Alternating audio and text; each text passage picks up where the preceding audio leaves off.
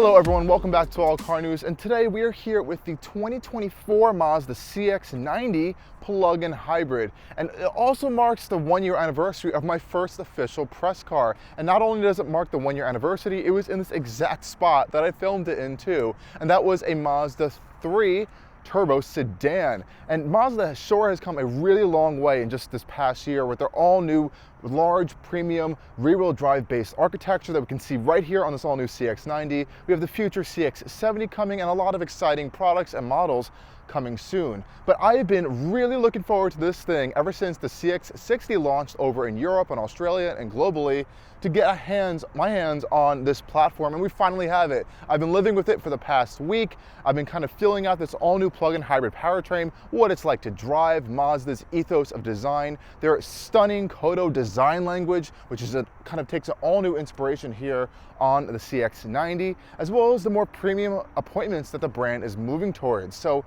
does it work on the CX-90? Let's go find out. And what do we have here? Well, this is a pretty cool plug-in hybrid powertrain, and let's go take a look at this right now. Okay everyone, let's take a look under the hood of this Mazda CX-90 plug-in hybrid. And we have a really cool engine setup going on here. Now this is Mazda's all new premium rear-wheel drive based architecture, and because it's rear-wheel drive, that means we get a longitudinal mounted engine. That means the engine's going front to back and in line with the car versus horizontally going across the car, which we call transverse, and that's what pretty much the regular lineup uses. But this is an all new kind of platform, so it's much more heavily focused on driving dynamics and weight balance. And you can see that this thing is definitely focused on weight balance as the entire engine is behind the front axle, which is insane. So that means this is technically, I'm going out on a stretch here, a kind of like a front mid-engine SUV.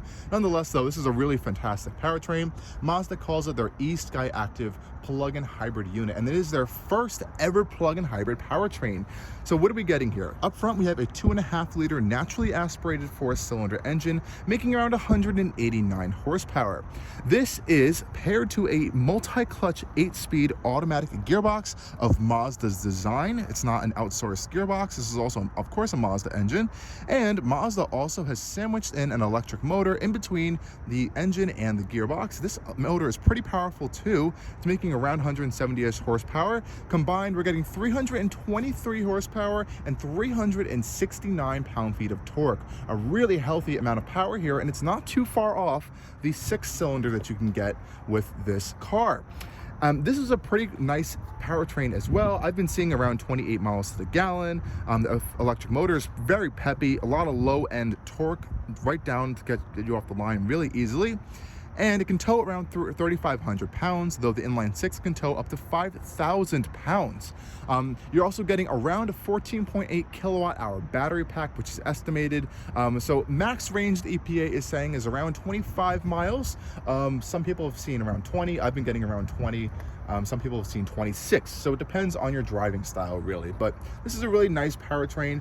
I wouldn't call it the most refined thing on the planet. I would say Mazda still has some time to kind of work out some stuff. And just one more time before we go and check out the rest of this car, just check out the insane, there has to be at least 1.5 feet of space in between the front of the engine and like just where the radiator is, not even the front of the car. And all of that space is for that inline 6. So this cover is hiding a huge amount of space right here, which is pretty cool. So that means on this plug-in hybrid one, the front end does feel a little bit lighter than you're gonna have on inline 6 engine. Okay everyone, here we are with the Mazda CX-90, and this thing is gorgeous.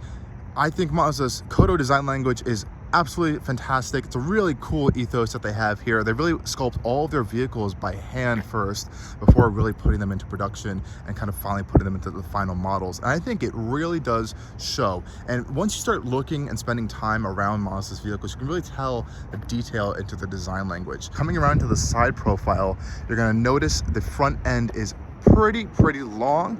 Right up front, you can see over here, so that front end stretches all the way out, and there's all that big space right there. Some people used to call it the luxury gap between where the kind of the cabin starts and where the wheel is, and that's where all that engine's essentially sitting. But what are we seeing up front though? So this is the Premium Plus model. This is the top end plug-in hybrid that you can get, and all of these CX-90s are pretty much getting LED lights, though I do have one little disappointment here, is that we do have LED lights here, but they're not steering or turning, and you don't actually get the full LED DRL DRL, or daytime running light, in the headlamp. This is actually just a reflective piece. Your daytime running lamps are actually right here, blended into this kind of piece into the grille. It's a little disappointing. You can only get this piece on the higher trims of the 6-cylinder model, not the plug-in hybrid, which is a little disappointing. This paint color is Mazda's new signature paint color. They're calling it rhodium white metallic. I do quite like this rhodium white. White cars aren't my favorite thing on the planet, but once you see this thing in some sunlight, you can really see how dynamic the color is, and it really does show off the body lines of the vehicle very well. Now, coming over to the side panel, you can see these really nice sculpted arches over the fender, and here we have a little accent here to indicate that we have the plug-in hybrid model. It'll also say inline 6 if you do get the inline 6 model, though this is a fake vent.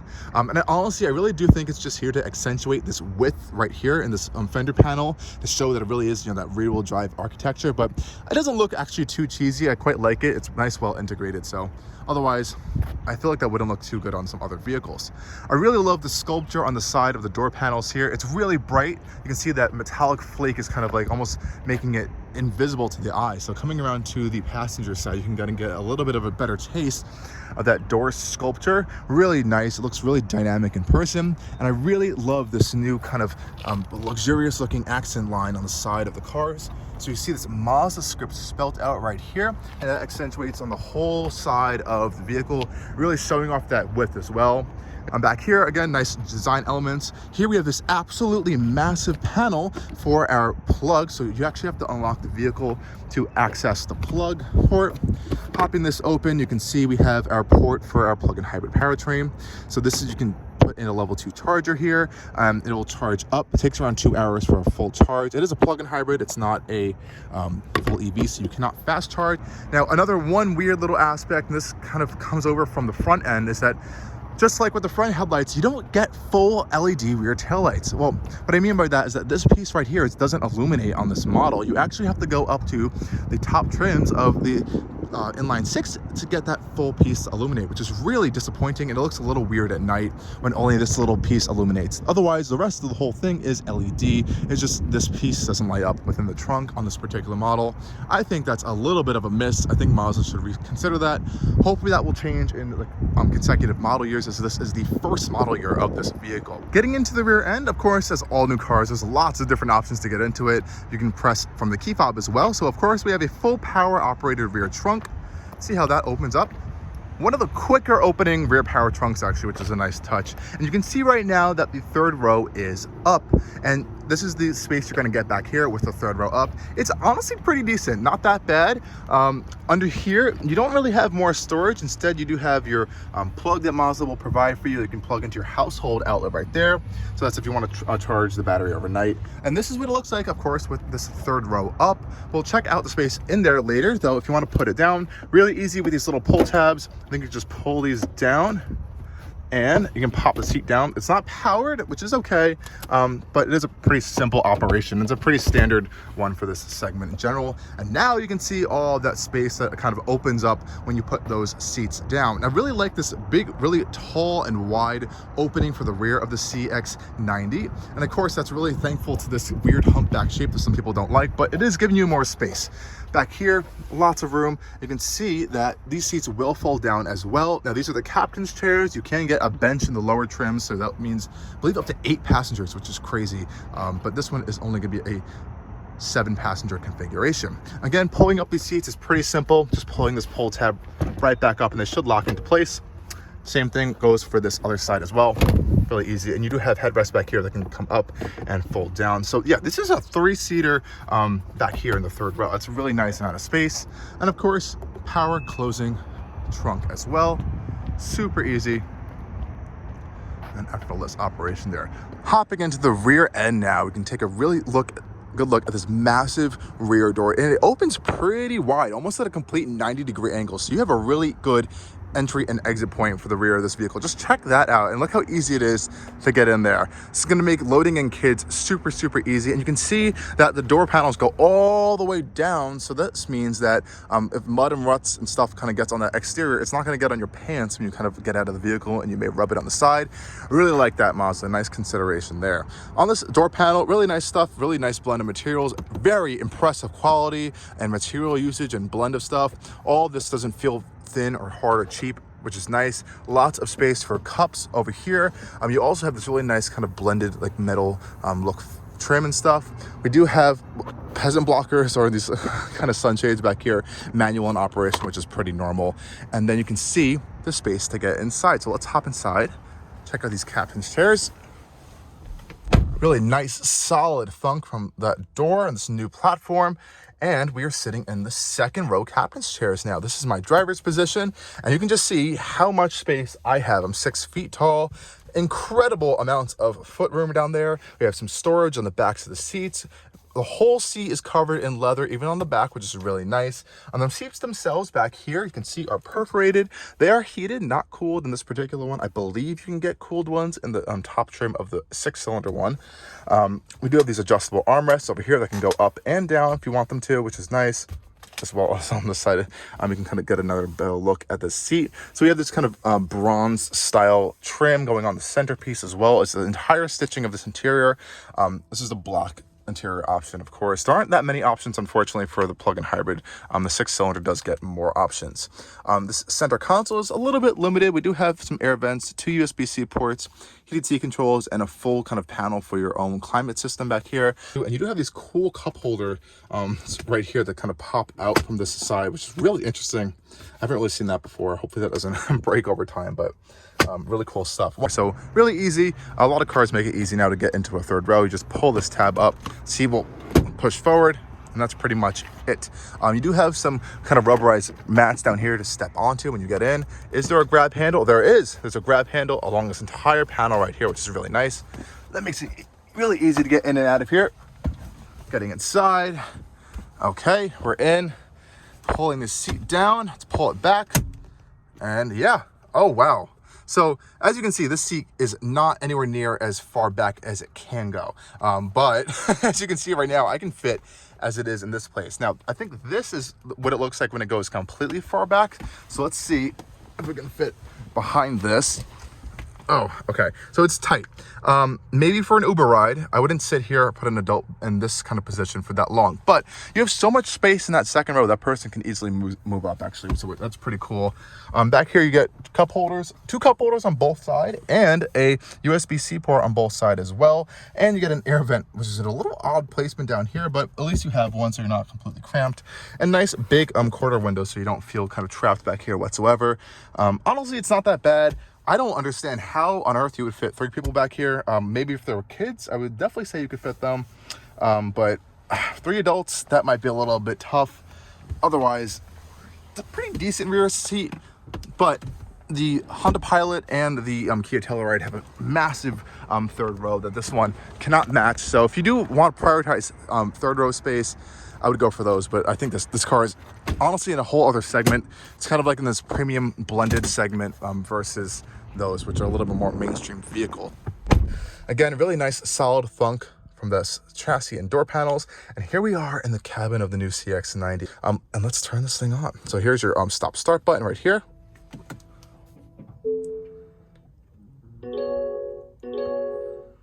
Let's start off with our driver zone right here. So we have the Premium Plus Mazda CX-90 here, and that means you're getting this full, beautiful digital display over here.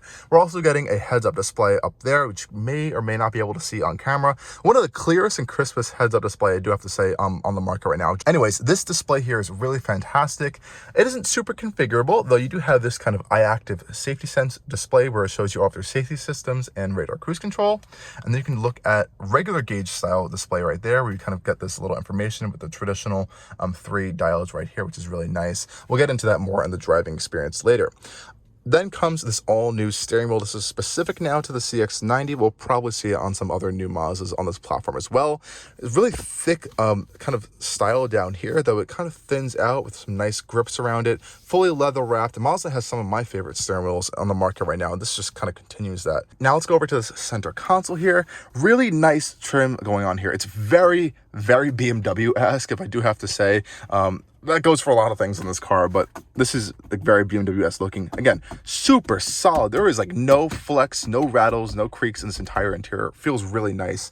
And you really feel like very confident in this thing.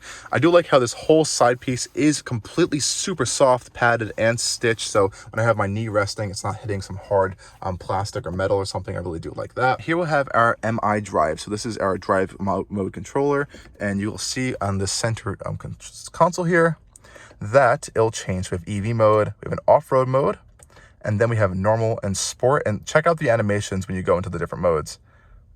Really cool stuff. The car kind of drives in and the gauges will kind of like flip over to the modes in this like really cool pulsing pattern. And I think it looks even cooler in this display, especially at night. The colors are so rich and bright. It almost feels like an organic LED, an OLED panel, but it's not. But it's just the contrast is so strong of this. It looks really, really high-end and premium. Otherwise, over here, we have 2 cup holders, not the biggest cup holders on the planet. They could be a little bit bigger. We do have a wireless charger and a 12-volt socket here. This wireless charger, I'm not a fan of them in general. Thankfully, we do have wireless CarPlay and Android Auto, but it's too narrow. I think it needs to be a little bit bigger because my phone, I have an iPhone 12 Pro and it barely fits in here, and I've had some issues connecting it actually. So I think Mazda needs to make this space a little bit deeper, and I think that shouldn't be too hard of a thing to do. And I almost forgot to mention we have our button to kind of charge the battery pack with the engine if you want to. You can also kind of like charge it up to a certain point and change that target. Really interesting new shifter from Mazda. It almost has like this floating design, and it's really cool, well sculpted, wrapped in leather, feels very solid and premium looking. One weird thing though I do have to say is that I have had some issues sometimes putting into park, because you think when you just go up you're in park, but you're in reverse, so you have to remember to flip it back over to park. It doesn't automatically do it in like a BMW, for example. So they may need to work on that if there's some issues in the future. Otherwise, it's fine. So there's a lot of nice stuff going on in here, and it's just scratching the surface of the things that I like about this car. So let's get into the driving experience now, because that is really where this thing comes alive. And now I do have to say, this big panoramic roof really does let in a lot of nice light, so you never feel cramped in here. Lots of headroom. You can see when you step on it in normal mode, the gas engine kicks on. You see EV boost. So when it says boost mode, that means that you're getting that full combined output of the powertrain, which is a really nice feature there. We do have to go this way. Almost forgot. So you're getting that full 323-ish horsepower.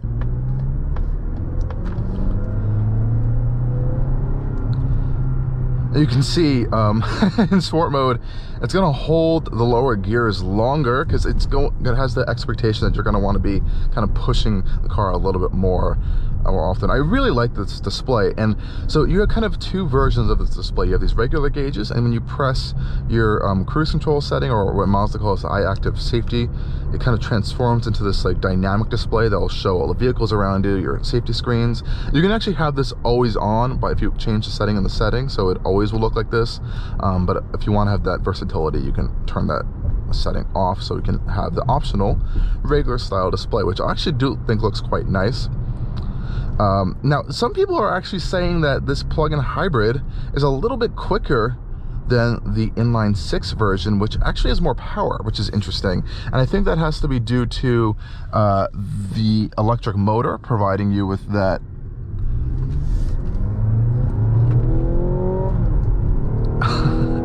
instant oomph that you want, versus the inline 6, which is only, of course, a turbocharged inline 6 with a mild hybrid powertrain, which that mild hybrid system isn't offering power for you. And I have to say, this thing always has felt really, really quick and responsive. And Mazda emphasized that when they were developing this powertrain and this platform, is that their philosophy is that they always wanted you to have that ability to have that power on tap, regardless of what mode you're in, regardless of kind of what rev range, or how, if you're in EV mode or only in like charging up the battery. If you kind of step on it, you'll have that power and that responsiveness right there for you, so you never really feel like you're lagging behind, or you feel like you have to like downshift or something to get up to gear or get up to speed. So I do appreciate that. Now let's talk about the suspension real quick.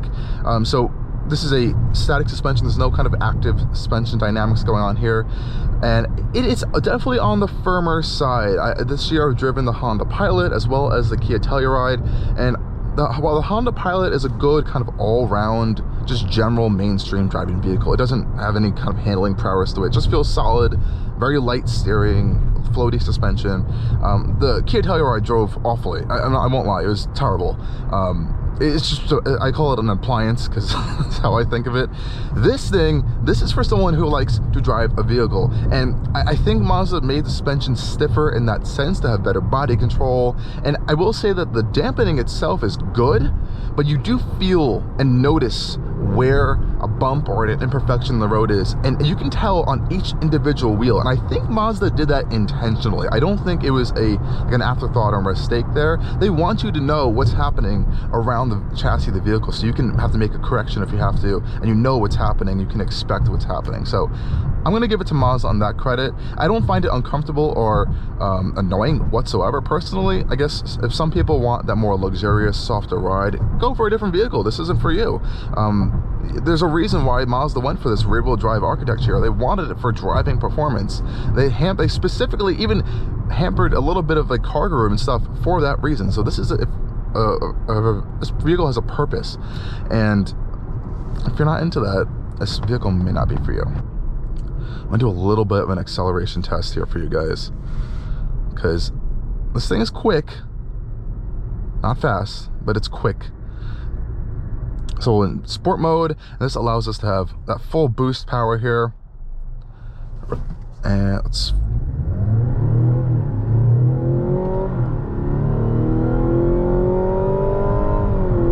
there's 60. Pretty quick, pretty decent. You can kind of hear that whir of the electric motor in the background, which is pretty interesting as well. And I have to say, off the line acceleration isn't, you know, something you're going to be really doing all the time in this car, and it's quick. It's around like 5.9-ish seconds, which is more than good enough for a 8-passenger SUV that you're just going to be daily driving around. And at the end of the day, the purpose of this thing is fuel economy, and I'm going to just go to that fuel economy gauge for you guys. Just 1 second. Right here, we're getting 27 miles to the gallon. I've been getting 28, I've seen in some other cases, and you also get 2.6 miles per kilowatt hour on the battery pack. So Mazda splits out those different settings right there for you, which is really nice. And this is a little bit of a multifunction display here. You have your iActive Sense, or a compass, as well as a little bit other information. I really like that they show a temperature for both the battery and the engine. That's really interesting. So I think Mazda, and I'm going to give them some big props here on this whole EV part of this. They really thought out what I guess I would say EV nerds want to see in this vehicle almost. And what I mean by that is that, let's make it right here. If you go into their home settings right here and you go into information, you're going to see a drive efficiency monitor. So you're going to be able to see your EV distance driven, as well as your regenerative braking energy that you've kind of recaptured. You can adjust your regenerative braking from normal to high. And look how quiet and smooth it is in EV mode. I have to say, for their first ever plug-in hybrid, it's so smooth in EV mode.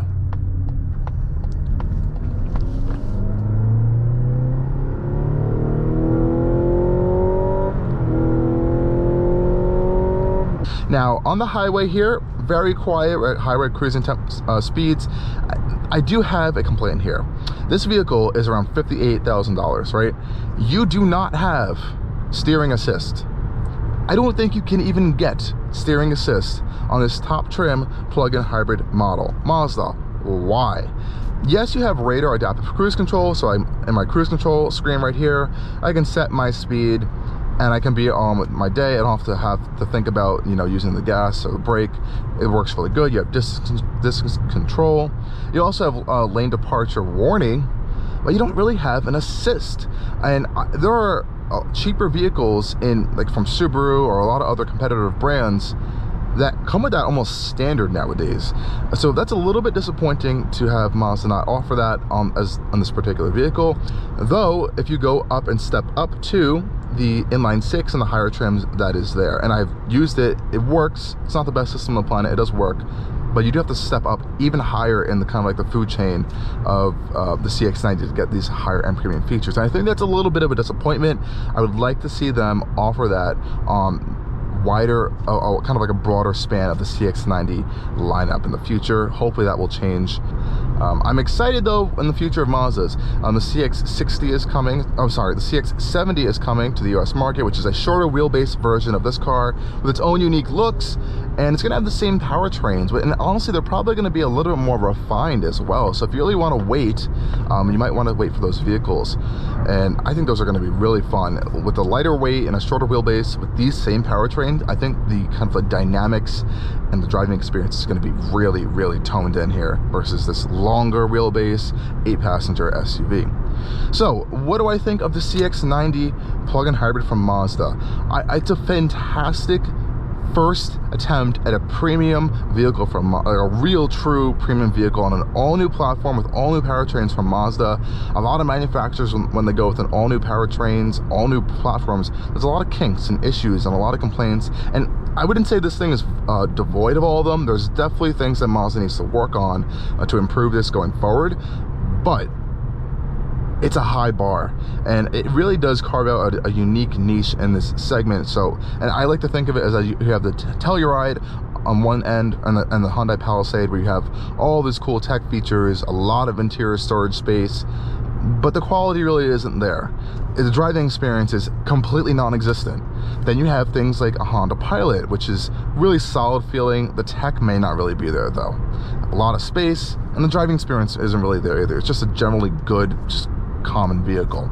This thing though combines all that stuff. It has space, it has the tech, and then it brings things down from higher brands, like that driving experience, the connection with the vehicle, and it implements it into this vehicle. So it's kind of creating its own class, if you even want to think of it like that, which I think Mazda has done really fantastic with this CX-90 platform, and I'm really excited to see where it kind of spreads out into the future.